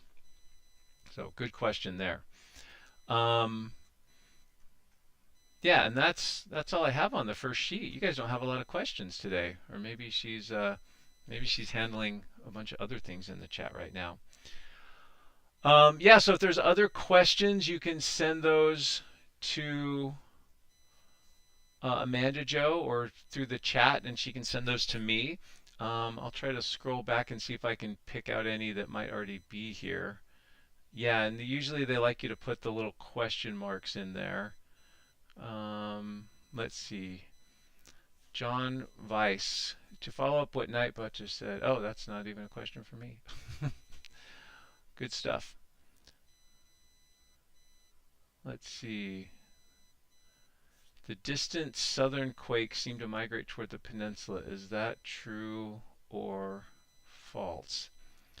Um, I think that question is pertaining to quakes that we sometimes see down here on the Reykjanes Ridge, which is the offshore component of the plate boundary before it comes onto the land here at the tip of the peninsula. The distant southern earthquakes seem to migrate towards the peninsula. Um, I don't know. I haven't looked at that in enough detail to know if that's true. Usually these plate boundaries are segmented, which means there's discrete segments. It's one through-going plate boundary, but it's divided into sections, and only one section at a time can really fail and have its own earthquake.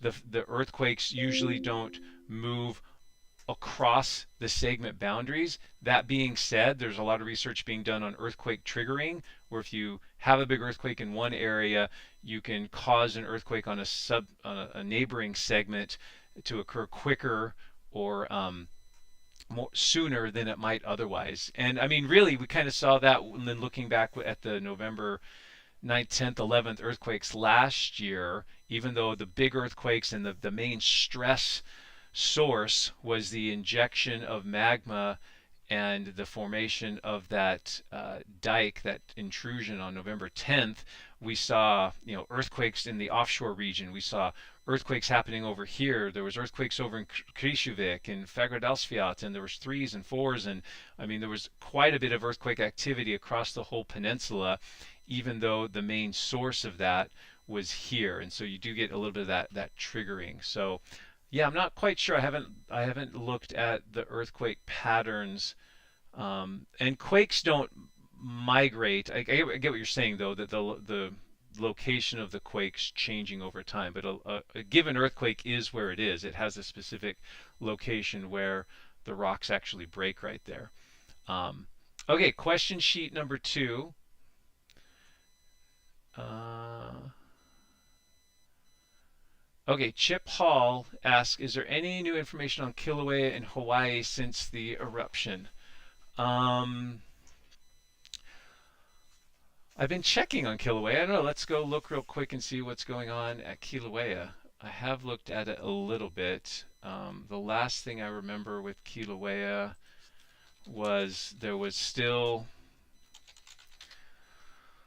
small earthquakes and still intrusion of magma. It's still, unrest is still happening, but not anything accelerating really. So here's the Kilauea update. So the USGS Hawaii Volcano Observatory usually puts these out every day. So here's the one from yesterday. Today's isn't out yet because it's quite early there in Hawaii.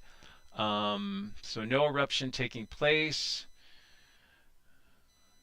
Oh, they're going to switch. Actually, given low levels of unrest at Kilauea, we will be switching from issuing daily to weekly updates at this volcano. Okay, good to know. So they have been doing daily ones, but starting November 12th, they're going to start doing weekly updates until things accelerate. So we're at advisory level yellow, so not much happening here. We had the eruption from September 5th to 20th of 2024. And while the Middle East Rift Zone eruption has ended, unrest continues at low levels in this region. Rates of seismicity and ground deformation have greatly decreased since the eruption, but geophysical data shows that magma is continuing to move at a low rate from the summit to the Middle East Rift Zone.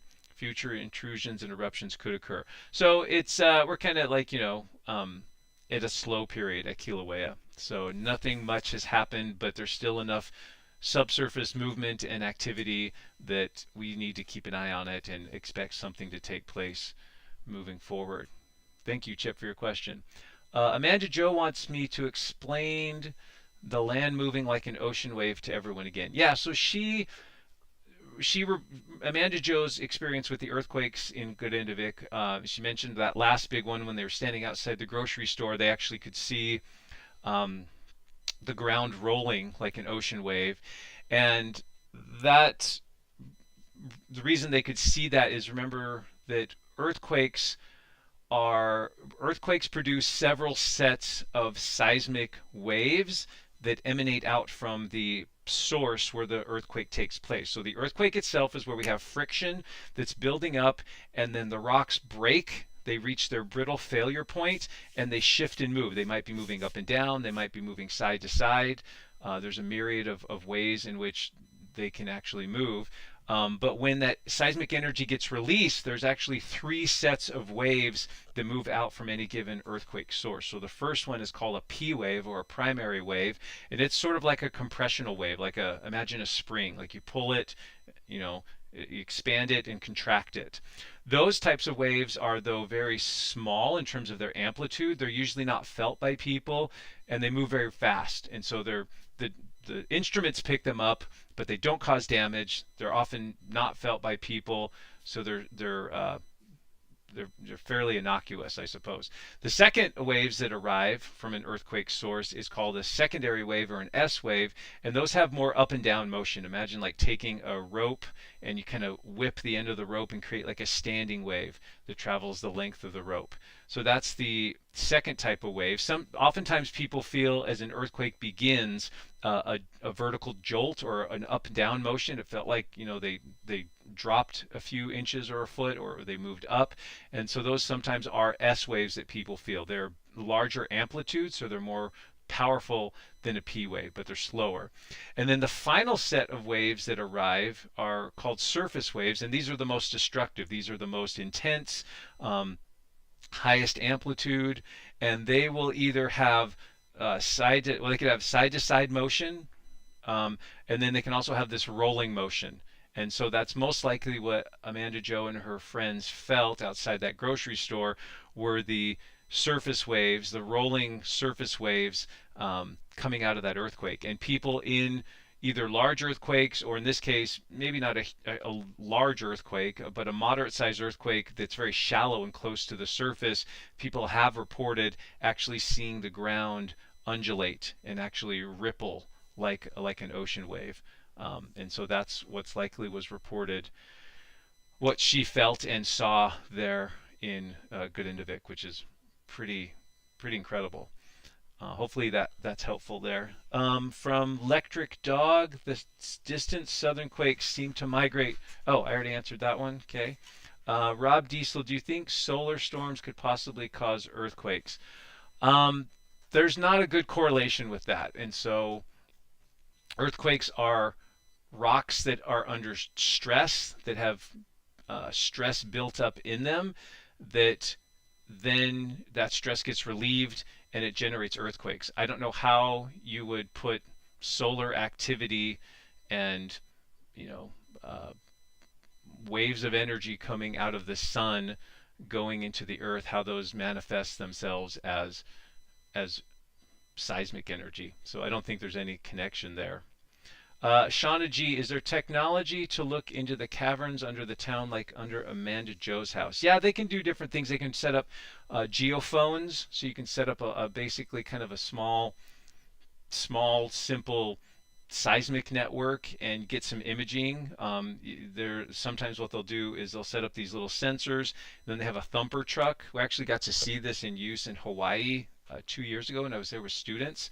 And what they're doing is they're creating a compressional wave that travels through the ground, and the little sensors pick that up and can tell what types of material the wave is moving through. So places where there might be voids, or maybe where the ground is softer or more dense. So you might be able to do that a little bit under her house. There might be some other techniques as well, because what we really would like to figure out, like near Amanda Jo's house, is how big are these fractures, how deep are they, how wide are they, are they moving when we get earthquakes, or are we actually getting continual movement along these fault systems? I'm not sure that that's the best way to get that information, but it's possibly one way to get that information. So, yeah, good question, Shauna. Thank you. And then the last question on this sheet from Barb D.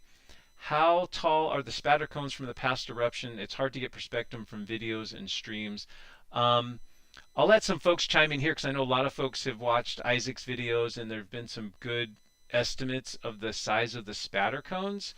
In general, the spatter cones can be anywhere from maybe a few meters or feet. So, 10 feet, let's say 3 meters would be a very small spatter cone. But some of the bigger ones we've seen, like the one here in August that kind of persisted for a while, I want to say that one was maybe at least 30 meters tall, 100 feet in height from base to summit. And they could probably get a little bit bigger than that as well.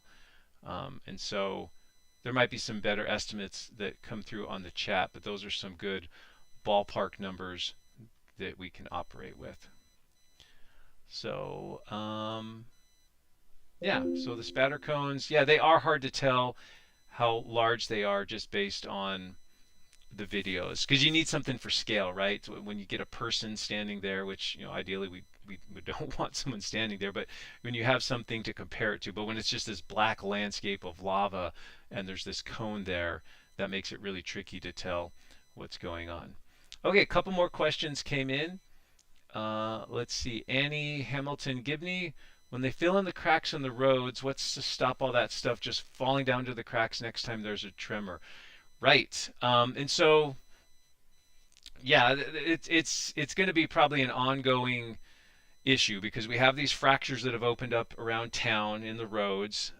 It's not as simple as just filling them in, especially these ones that are known faults, right? So when there's future earthquakes, those two sides will not only be maybe moving up and down, but moving away from each other a little bit as well. So there's a component of extension there, and that's going to make more space that all that fill material, gravel, sand, whatever you put in there, that could drop down through it even further.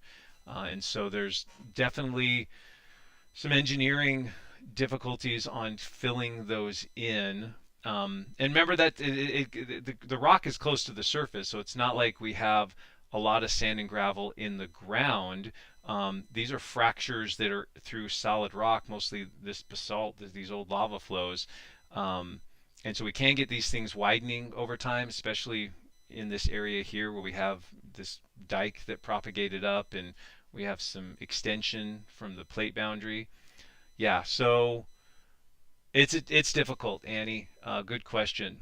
I don't know what the engine. I guess you can put grout down there, or maybe something that allows it to kind of coagulate together and stick together.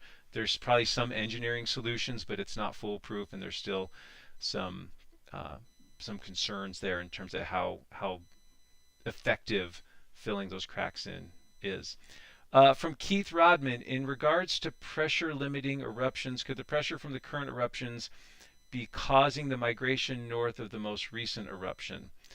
I'm trying to understand the question. So I think the idea here is that could pressure from the current eruptions, well, the most recent eruption went further to the north.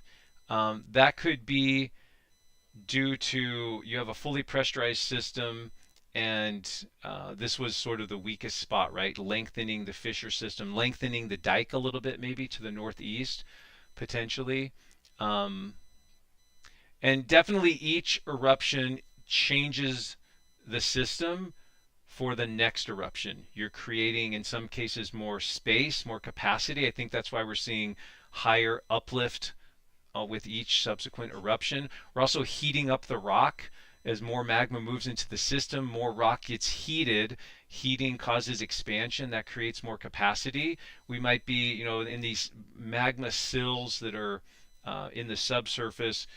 You can imagine this kind of lattice network of magma that's intruded into the rock.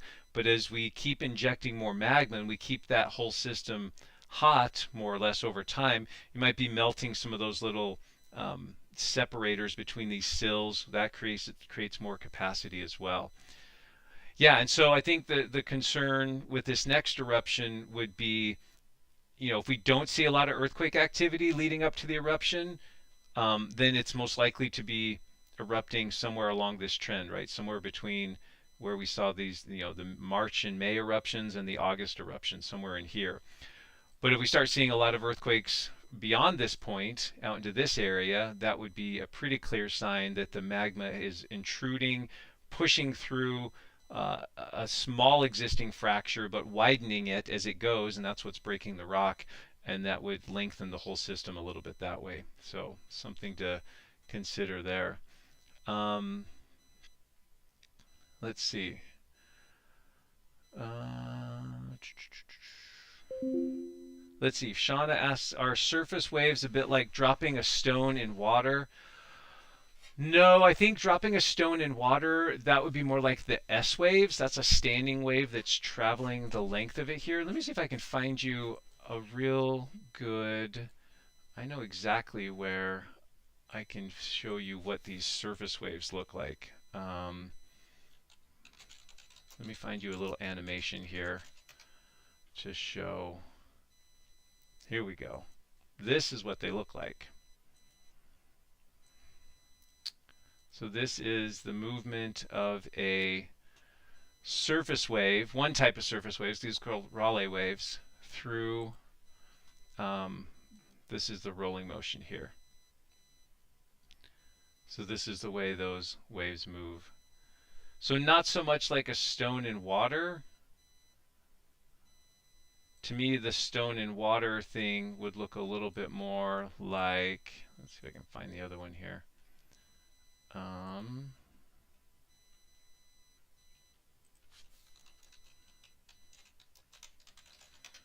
Would look a little bit more like a S wave, which would look like this. So here is S wave. So see how it's like a pulse, like whipping a rope. It goes up and down. I think this is more analogous to the stone being thrown in the water. But again, I'm not a physicist, so good question there.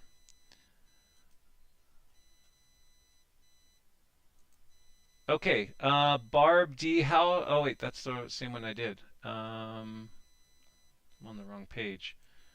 There was at least one more question there, and then we'll wrap up here in a few minutes. Thanks for joining me, all friends. Hopefully this is helpful. Oh, it's just in the email. That's right. 3D modeler from Rotterdam. Any connection with the gravity of the moon? I mean, the moon's gravity does exert a minuscule force, but I mean, all the forces acting on a volcano and magma are all real and can be measured, but some of these are much smaller than the main driver, right? The gases in the magma, the pressure of the overlying rock, the pull of the moon on the Earth would be like just a tiny, tiny portion of that. So,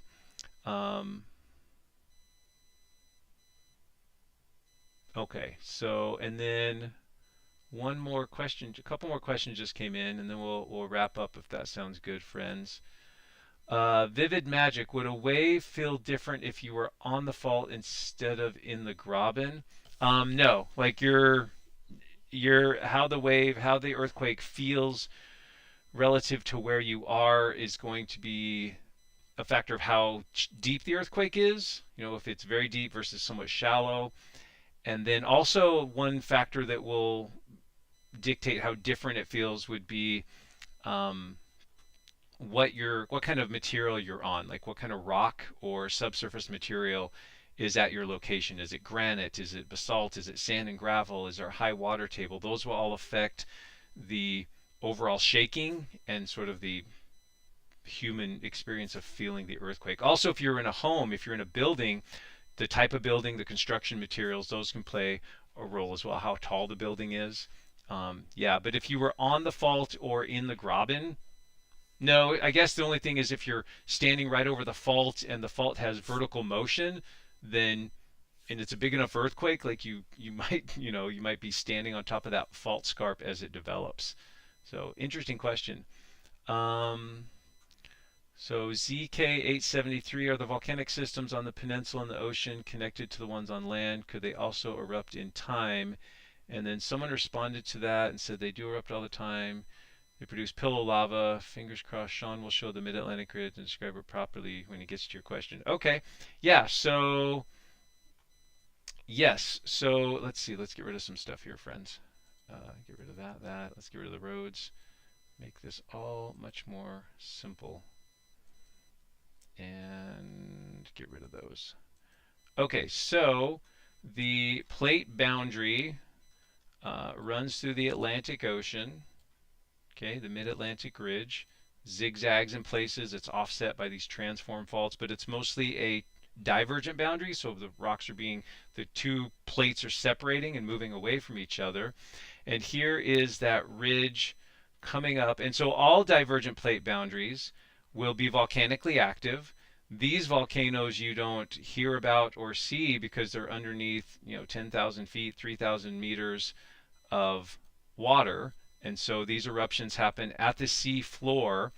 They are basaltic, so it's the same rock type and lava that we see on the Reykjanes Peninsula, but it's happening underwater, and so as that lava erupts on the seafloor, it cools and quenches quite quickly. The lava will kind of push out and form a little kind of ball shape called a pillow lava, but because none of that activity gets to the surface, it kind of goes unchecked and unnoticed and largely ignored. So so are the systems connected to the ones on land? Yes. And we do get eruptions out here in the ocean, but again, these, because they're non-explosive and they're underneath a lot of water that exerts a lot of pressure on it, it's not much of a factor. So thank you, Steffi, and thank you, ZK873, for your question. Uh, and then let's see, Sue Duplessis has a question about why can't they connect sound to the webcams? Because La Palma cameras have sound. I don't know. That's a question that's definitely beyond anything I know. Like why do the webcams not have sound? In Iceland, you'd hear a lot of wind, which probably wouldn't be good. And even from a distance, when the eruption's taking place on the webcam, you might hear like that kind of like low roar sound, but I don't think it would be quite what you expect. I don't think it would be as vibrant and as helpful. So, but I don't know about the Palma eruptions where the webcams were and how great the sound was or whatever. Um, did you see that La Palma eruption and the sound that this mountain did? No, I haven't seen that, Sue. So, not helpful there. Sorry. Yeah, definitely too windy. Yeah, I don't know, like, the webcam image feed and how that works in frames per second and all the text stuff that goes with that. I don't know how all that would work. So I think the webcams are far enough away that it makes it difficult to really capture any meaningful sounds that are coming from the eruption. And the webcams are fixed in a place, and we don't know if the eruption is going to be that close to the webcams. Certainly, if you could deploy one closer, you might be able to capture something. Even a place like Hawaii, it's pretty windy often in parts of that volcano's landscape too, so I don't know how helpful that would be. So, okay, well, I think that's pretty good, friends. I don't know how many folks we had on here. Hopefully, this was a good use of our time together. Make sure you hit like. That's always helpful for the page. Subscribe, all those good things. And moving forward, of course, we'll continue to monitor Iceland. We'll continue to watch the events and the development of things there. We'll keep an eye on Kilauea. Keep an eye on some of these other things we've been watching. Continue to put out some of the other videos I put out as well. I do have a new random road cut. I know it's been a while since a random road cut episode has dropped, so I did go out on Friday and did a local one here in southern Idaho. And so hopefully those of you who like that video series will enjoy. I think it's a pretty good road cut. I think you'll like this one. So I'll try to get that out in the next couple days. And yeah, we'll just keep updating things as well. Remember, if you're interested in the Grand Canyon trips, to send me an email, shawnwillsey@gmail.com. I can give you some more information and also provide links to Western River expeditions. Otherwise, in terms of field trips regionally, probably after the holidays, New Year's, when I'll sit down with a calendar and maybe get some of those lined out for next year. So thank you all for being part of this awesome live stream today. Especially thank you to Amanda Jo, not only for moderating, sending me a bunch of links and information, but being willing to come on and talk about what was a very personal and I think impactful situation and experience that she had there. She was a resident of Grindavik. She had put roots down there, and the events over the last year have dramatically changed her life. But I guess the silver lining in all of this was all the events that took place in this part of Iceland brought Amanda, Jo, and I together and brought all of us together. And we've all learned a lot about this area and about volcanoes and about what the Earth does. And so I think that's been really helpful. And she's told me in many times that her learning more about geology has really helped her understand that it's not just this chaotic planet we live on, but understanding the processes and learning a little bit more about volcanoes has really helped her understand this amazing country that she lives in. So I suppose that's the good silver lining in all of this is yes, we had some bad days and some rough times that happened around Grindavik and in Iceland in general over the past year.